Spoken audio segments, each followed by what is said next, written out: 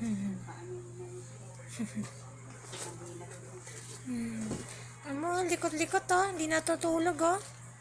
Ay, hindi natutulog yung bata. Pwede magpahinga ka dyan. Hmm.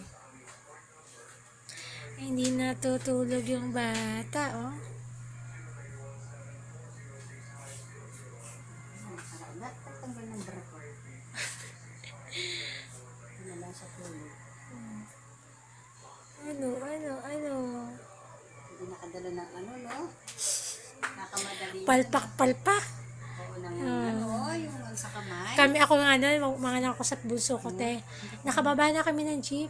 Wala pala yung bag ko ng bata, yung para sa bata. Sabi ko, alam yan, walang damit yung anak natin. Balik.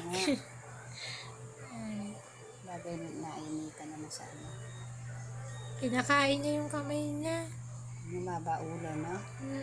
Ano naman yan, basta na palagi nakasombrero yan. Tsaka pag umaga, ginaganyan-ganyan. Parang sila. Pinanganak din yan, ang haba ng